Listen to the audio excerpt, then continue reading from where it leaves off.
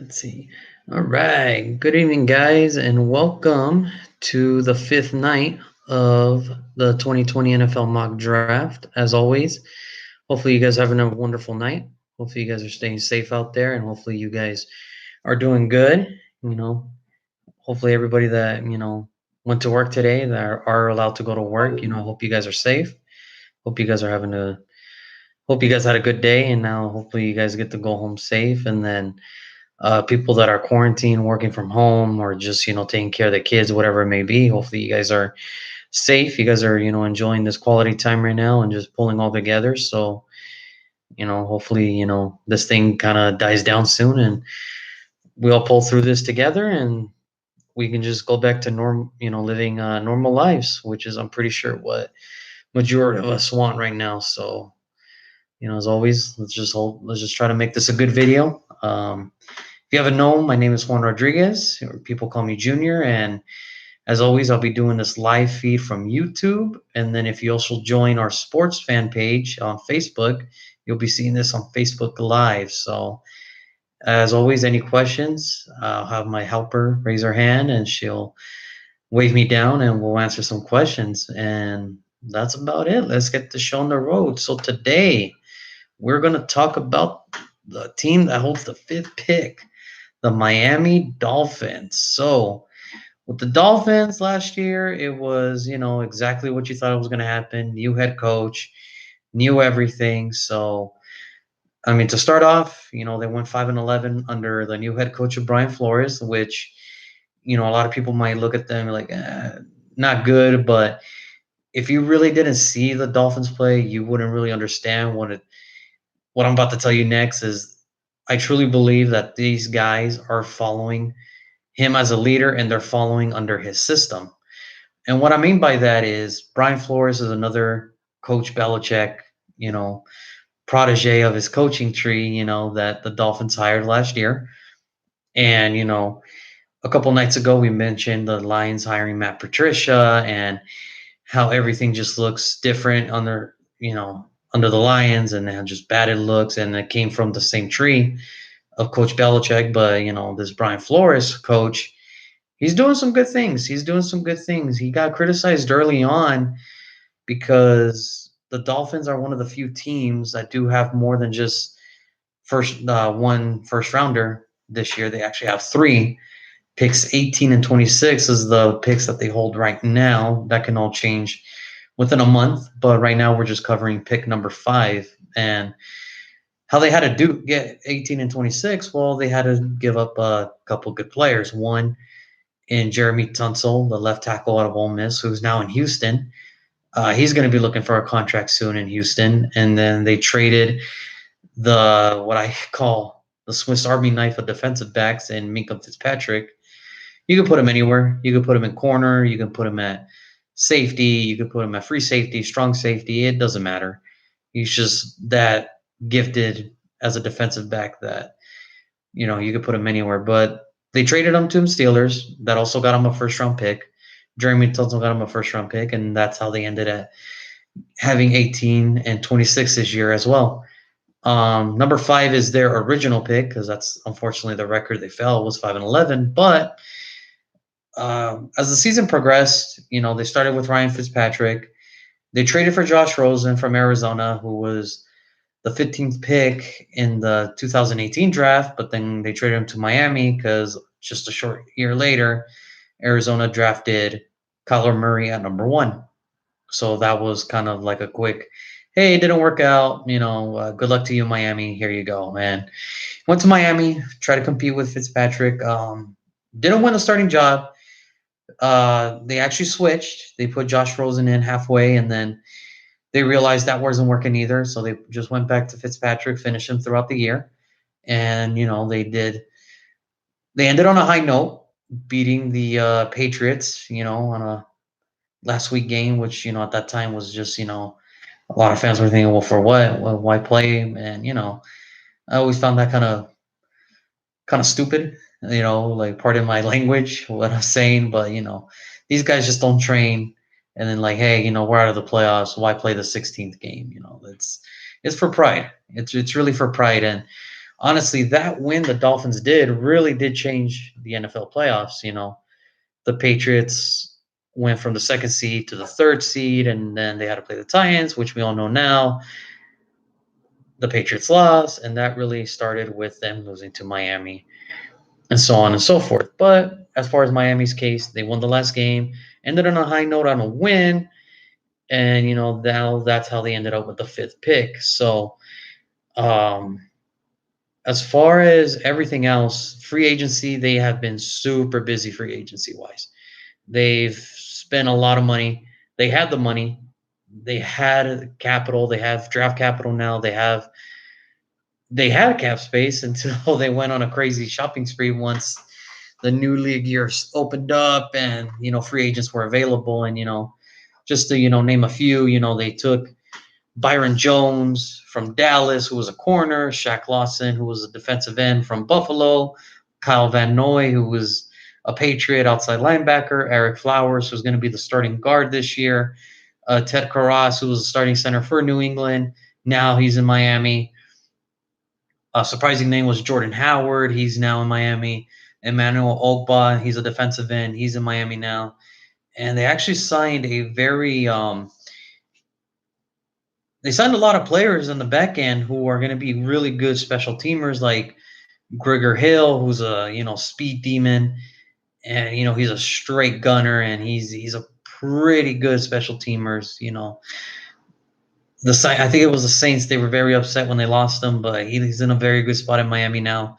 And then Clayton Fedgelman, safety, and another special team ace, and they're building it right. Now they got the defense, with Byron Jones and Xavier Howard. That's your 1-2 combo at corner, and they're both really good corners, both still in their prime. So, I mean, that's pretty rare to have two corners young. It's either one corner's getting older and the new corner's coming in and take that job, or, they're just going to draft. But to have one already there and then now you sign another one and they're both young, still in their prime, that's a pretty good position to be in. You don't have to worry about who's your starting corners. That's every team looks for a number one corner, but it's always good to have. What people don't realize is when you have two solid corners, it makes the secondary much easier. Shaq Lawson is a one that I kind of opened my eyes a little bit, like, oh, he really left Buffalo, but I guess it just wasn't working out. Whether it was scheme fit, whether it was just the coaching staff saying, "Hey, we're going a new direction," but he still got paid good. He still got paid. He still got his paychecks worth, and now he's in Miami. He's going to compete for his starting job, which he should win. And then Kyle Van Noy, he'll be an outside rusher for Miami, and making sure that offensive line is now set up with Eric Flowers and Ted Karras, and now they have a running back and Jordan Howard. Probably not a name that is like, oh, it's just Jordan Howard, but it wasn't working out in Chicago, it wasn't working out in Philly. I don't know what happened. His first 2 years in the league, he was killing it. He back to back 1,000 yards, and now whether they don't want to feed him the ball for whatever purposes, now he's in a fresh start where he knows that he's going to get every opportunity to win, and we're going to see what happens there. Emmanuel Ogba, depth. I mean, really, their whole thing was just depth. It was all depth, on the defensive line, on special teams, to get better in every area. And I truly believe they did that. I truly believe that the guys that are there now and the guys that they just signed, they do believe in Brian Flores. They do believe in his system. They believe that it's going to work out. They know it's going to take time, but they know it's heading in the right direction. I think when you look at when you hire coaches from another great coach, for example, Bill Belichick, these two different coaches in Matt Patricia, Brian Flores, one looks like they're losing the locker room, and the other one right now looks like they believe in them and that they're going to try to run through a wall to try to get a win for this guy. And that's important too, is when you believe in leadership like that, if it makes it that much sweeter when everything does come together. And I think that's important. I think a lot of people are going to realize that Miami's on the up and up. They got the cap space, and like I said, they have the draft capital, and they had to sacrifice to get two great players to get there. But I think they believe Brian Flores knows what he's doing. Um, at least they got value for their pick. Unlike some other players that got traded, and you were like, man, that's all they got out of it. Like we could have, any team would have made a run for that, but who knows? Who knows? And then what else did I miss? Let's see. So, like I said, they have Miami finished with 5-11. They have picks number 5, 18, and 26, which is whenever you have 3 first round picks, it's you're in a good spot. For a rebuilding team, 3 first round picks is exactly what you want. You still have the cap space, you still have everything you need. And I think that this was a good chance for them to just rebuild everything. Just, rebuild. It wasn't working with the people that were there already, so why not just rebuild? As far as everything else, the quarterback situation was weird. They started with Ryan Fitzpatrick, then they ended with Josh Rosen, and went back to Fitzpatrick. Everything was just a weird year for them. It really was, because Devontae Parker finally catched on, but it might have just been one of those, too little, too late type of deals. They might still keep him. I'm not sure. I mean, I think he might have a contract, the last thing I heard, but we don't know about that situation. So, you know, it's just a weird thing. But, lucky for them, with all the other picks they have, they can get one later. They can get one early. The class is deep. Tunsil departing was one, where, okay, now you got to replace the left tackle. Like, you can let go of a null talent. That's great, but you better make sure that you find a replacement sooner than rather than later, which is, the example I'm going to use is, the Raiders, when they traded Mack, they knew that they weren't going to get their pass rusher that first year. It was just too late into the season. They had what they had. So at the end, they just did a rebuild. And then the following year, they had their 3 picks. And somehow, some way, they just managed to hit with Pharrell, Crosby. So that's the only example I can think of. Is you got rid of these guys, but you have to find a replacement soon, so that way it doesn't feel like the loss is there. I'm not saying they have to be the same type of caliber, but they just have to be productive in a way to where it can make the fans forget. Because if you whiff on these first rounders, then nobody's going to care that, hey, you did all this great things for us in free agency and you got us maybe one good player out of the draft. It's like, no, you really have to hit on these first rounders, because these first rounders are like gold. Nobody just gives up first rounders for nothing. So they're willing to give up a first rounder, but you got to make sure that you hit on the first round. So that's important, with Tunsil leaving, and then when going to Houston, he did his thing. He really is, like the reason why, Deshaun Watson and, was able to stand up a little bit more. They still need help, but, at least Deshaun Watson can now breathe that, hey, man, I finally have a left tackle where I can, feel comfortable if anything goes wrong. And then they traded Minkah Fitzpatrick to the Steelers for a first rounder, and it looked good. I mean, at one point we were talking about Minkah Fitzpatrick possibly being, defensive player of the year. Yeah, like Stephen Gilmore, did great, but Minkah, the second he joined the Steelers, it was like an automatic like, oh man, this defense just got a whole lot better. It seemed like every week he was doing pick sixes and just making very critical plays for the Steelers, and they really needed a safety now for a minute. Troy Polamalu left, so they went younger. Ryan Clark left, then they drafted Sean Davis. That didn't work out, so they said, let's just kick the tires on Minkah, and it worked out. It was worth the first rounder. They still missed the playoffs, but with this new format and Big Ben coming back, I don't think there's going to be any problem there. I think they'll probably be one of the teams contending for either the division or the final wild card spot. So, the Steelers we'll talk about another time, but yeah, so that was 2 of them, the 2 they traded. And then, like I said, people believe in Brian Flores, and I believe in it too. Just looking at it from just a football fan looking outside in, they have a plan in motion, and I believe that the players do believe in them. They believe in the staff, and they believe the direction the team is going. So it's really good that Brian Flores was managing to do that all in 1 year. Sorry about that. So, like I said, I thought it was really important that they did believe in him, and it's good that they believed in him. And I hope that we'll see what happens. I mean, we'll see what happens. I mean, you can always we've seen it plenty of times. Teams spend a lot of money in free agency hoping that all these guys pan out, and then it falls flat.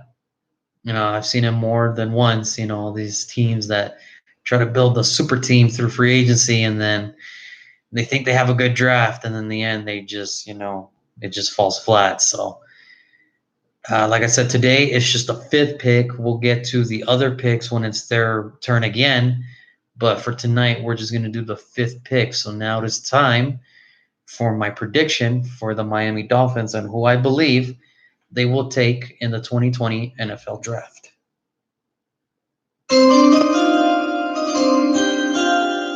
Oh, my brother saw that. He really loves that sound, man. So, all right. So, I told you guys yesterday, I have a surprise. This might be like the first, like, oh man, like, if this were to really happen, who would have really thought that this could happen, and it's going to be like a shocker, especially in the top 5.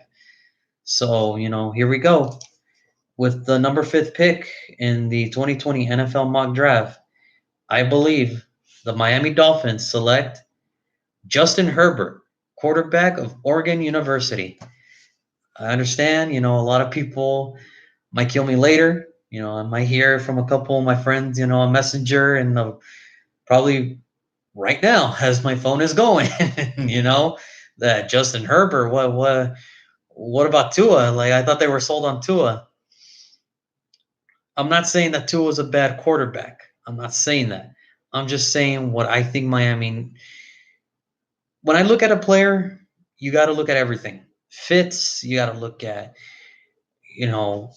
just everything from schemes to fits to personalities to everything. So what I see Justin Herbert is I think he will mesh better with Brian Flores and his system than Tua will. And the only reason I say that is Justin Herbert right now is probably the most pro-ready quarterback in this draft. I know Joe Burrow went number 1.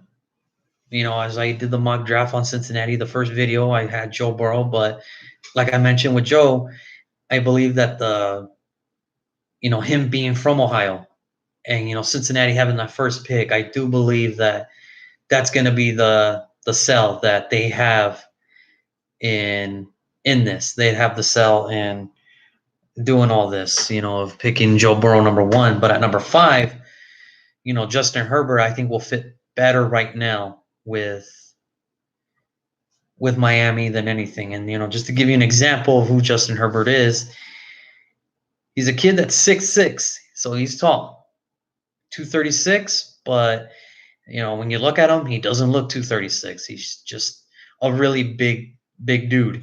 Hand size 10, which is one of the better measurables in the NFL draft this year, or the NFL combine this year. He ran a 4.68, not the fastest, for a kid that looks, kind of lanky, but mobility he does have, and that's what you need. You don't need to be the most athletic. It'll help, but, in his case, if he can just, move, he has mobility. If you go back to his Rose Bowl game, he rushed for a couple touchdowns himself. So, I mean, the mobility's there. That's not the issue. He's got a vertical of 35.5. So, I mean, him seeing over the offensive line is not going to be an issue.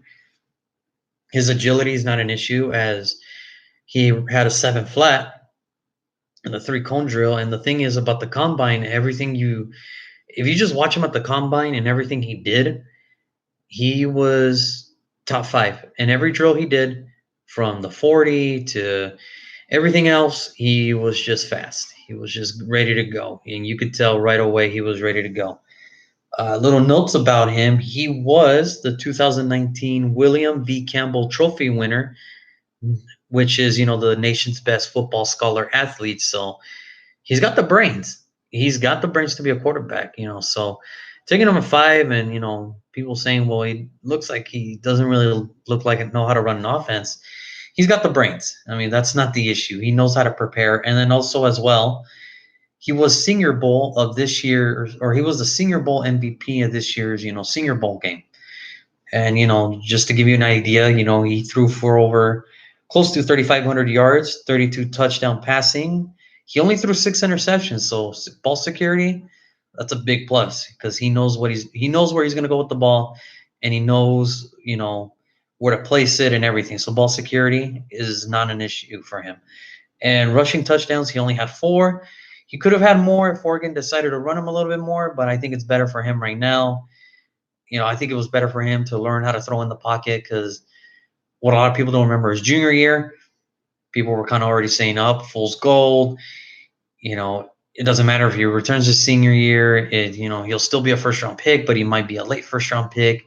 Well, he had a great senior year, and now he's back in the top 10. And I think that's the crazy thing is, they put these prospects in a year-to-year basis, so which is really unfair. I get it. It's a what have you done for me lately world, but there was never a doubt that Justin Herbert was going to be a top 10 pick. At least I believe. I think Miami will go with Justin Herbert in this case, like I said, just because of scheme fit, personality, and meshing with, the head coach. Now, the only thing is, and same thing with Joe Burrow's case, is the quarterback situation in Miami. Do you put Josh Rosen in because you traded for him? You still have him. Do you put him in? Let Herbert learn for a year? Do you bring Fitzpatrick in and make him start and learn under Fitzpatrick to, how to be a pro? It's all up to Miami what they want to do. I think the best route would probably go Fitzpatrick one more year. I don't know if he's got signed yet. I'm not really sure. There hasn't really been a strong market for him. But I think if Miami were smart, he would come back to Miami and he would, learn under Herbert would learn under Fitzpatrick to kind of learn how to be a pro and how to, how to handle situations and how to, deal with teammates and everything. So that's my prediction. I don't know how people are going to feel about it, and I'm already getting a couple people in my messenger, that are from the great state of Alabama saying, nah, Tua's better. And it's like, I'm not saying that Tua's a bad quarterback. I'm just saying at this particular time, I think the best fit for Herbert is Miami, and Tua will get picked up. It's going to have to be where it fits with him. And on that note, that is it for tonight. That was the 5th pick. Hopefully you guys enjoyed this video. Tomorrow at number 6, we have the Los Angeles Chargers, who are picking at 6. And again, hopefully you guys tune in. And I'm going to kick it off to my helper over here, see if we have any questions on the Facebook Live. Anything? No questions tonight? All right. It's your brother commenting. Oh, man, what's he saying? He said, no way, Herbert before Tom. No way? No way, huh? Well, it's like I said, it's I just find it, I'll put it to you this way. I wouldn't be shocked if Miami takes Tua. I just, think that with everything going on right now, I think they want the most pro ready, and I think that is Herbert right now. And that's what I'm going with. Herbert at 5. Or what about the wide receiver at 5? The thing is, this class of wide receivers is so deep. Like, you look at the names that are out there this year, it's nuts because, you can probably get a wide receiver who has like first-round talent, but he falls in the second. And like I mentioned in a couple of videos, it happens all the time. Every year, somebody always falls that they thought, whether they truly believed in their heart that they were a first rounder or something happens. But in this instance, this year, there's so many wide receivers coming out that you can get one in round 2, in round 3, and he probably start for you day 1. Like, that's the crazy thing about this class is, in other classes, like you take a wide receiver in the third and fourth, you're like, oh, okay, maybe he has a chance to start, because of his physical abilities. But then you get to training camp and it doesn't work out, and then you have to start all over again. But I think with this wide receiver class in general, you can get one in round 2, you can get one in round 3, and you still have a starter day 1. Like, that's kind of where I'm leaning towards. Said Herbert has too many of off-field issues. Judy at 5. Judy at 5. Oh man, who said that? My brother. No, no, no, no, no, no, no. The thing is, it's like I said, wide receiver class is deep. If put it to you this way, their quarterback situation is way more important right now than their wide receiver needs. Obviously, they do need a wide receiver, but like I said, you can get one in round 2 because knowing them, they have the 5th pick in the first round. They have an early second rounder. Guess what? Somebody might fall, and that somebody might be the receiver that they're looking for. Look, Devontae Parker's still there. He's finally catching on. Now they just need another guy to bring in, and who knows? It'll work out. But you got to outweigh in this case, I always say best player available. But for Miami's case, because they have those extra 2 first rounders, one of them could be a wide receiver. One of them could be an offensive tackle. But like I said, they shouldn't be in a rush to draft a wide receiver at 5. Their quarterback situation is, let's face it, Ryan Fitzpatrick, he's not young no more. He's not getting any younger. Josh Rosen, they've already given up on him, I believe. When you go to Josh Rosen and you go back to Fitzpatrick, that was just the message of we're done. We're done looking. You can still be on this team for backup purposes, but the quarterback situation right now outweighs the wide receiver needs at 5. I rather said can't get Judy in the second. What do you think? Yeah, but you can't get Herbert in the second either. That's the tricky part. Like, you have to. Miami really has to think about this one. Like, it's one of those things where, how can I put it?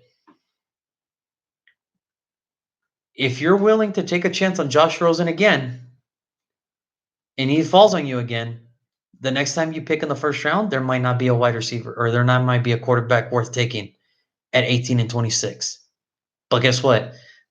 Judy is the best receiver, but we're talking about according to the magnitude of the receiver class. You can get a CeeDee Lamb possibly at 18. You can get a Henry Ruggs at 18. You can get a Justin Jefferson, a Laviska Shenault, a Jalen Reagor. Really face it, after Herbert, what do we really got left at quarterback? Tua, Jordan Love, maybe Eason from Washington. I'd rather get the guy. Judy is interesting at 5, but the fall off from quarterback from Herbert after that is like this. To the wide receiver, I can get one later if I just wait patiently. He thinks Love maybe falls to second. Yeah, unless you're a needy team, who knows? I mean, it's a crapshoot right now, and right now what you're looking at is Herbert possibly being in the right situation at the right time. Jordan Love could fall into the second, but also there's smoke screens that he can go into the first. So it's just going to be a weird thing. I'll put it to you like this. Miami can go either way. It won't surprise me if they go wide receiver, quarterback. It won't surprise me if they go Tua. It won't surprise me if they go Judy, or it won't surprise me if they go Herbert. What will surprise me is if they completely trade out of that pick. If they trade out of that pick, then that just indicates to me they had no idea who they wanted. It was a stalemate, and they just wanted to get out of that pick just for the sake of draft capital. But that's what's going to happen. It's either going to be a quarterback or wide receiver, but right now I'm leaning towards more the quarterback situation.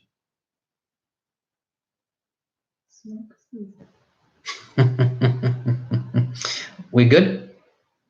All right. Well, thanks, guys. Hopefully we get to do this again tomorrow. Hopefully you guys tune in, and we will see you guys tomorrow for the Los Angeles Chargers.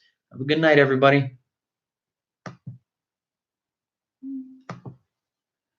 Bye.